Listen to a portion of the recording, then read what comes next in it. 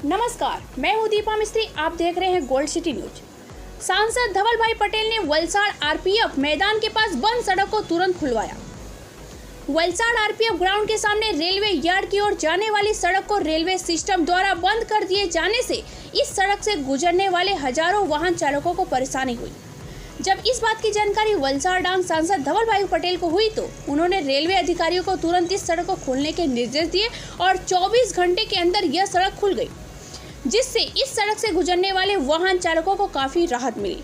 तब वलसाड़ रेलवे विभाग ने बिना किसी को बताए इस सड़क को बंद कर दिया और इस सड़क से गुजरने वाले स्कूली छात्रों, मजदूर वर्ग और अधिकारियों को लगभग 1.5 से 2 किलोमीटर के क्षेत्र का मार्ग बदलना पड़ा। वही छोटे बड़े वाहन चालकों को भारी जाम का सामना करना पड़ा, जिससे इस सड़क पर चलने वाले लोगों को काफी परेशानी हो रही थी।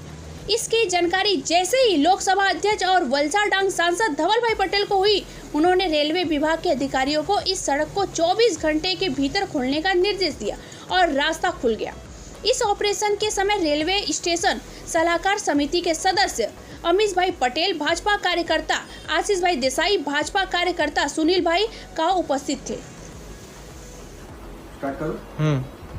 जी सौने नमस्कार।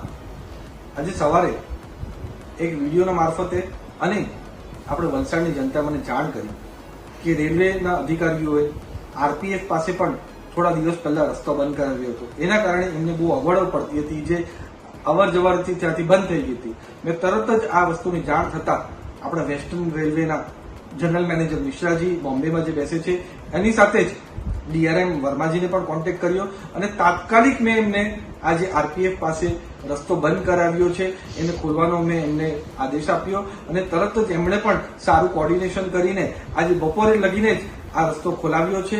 એનો વિડીયો મારફતે પણ હું તમારી સામે મૂકું છું અને જે લોકોને ખાસ કરીને આપણા વલસાડની જનતાને પરેશાની થતી હતી એ પરેશાની આજથી બંધ થઈ જશે અને આરપીએફ પાસેથી પણ એ લોકો અવર જવર થઈ શકશે।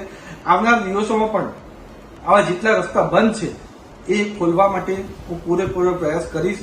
ચાહે રેલવે ઓથોરિટીઝ વેસ્ટર્ન રેલવેને કોન્ટેક્ટ કરવું પડે કે અશ્વિની વૈષ્ણવજીને કોન્ટેક્ટ કરવું પડે કે કોઈ પણ સ્તરે રજૂઆત કરવી પડે, એ રજૂઆત કરીને આપણી વલસાડની જનતાને જેટલી ઓછી પરેશાની થાય ને અવર જવર રેલવે સ્ટેશનમાં એ સારી રીતે કરી શકે એના માટે હું પૂરો પ્રયાસ કરીશ। ધન્યવાદ।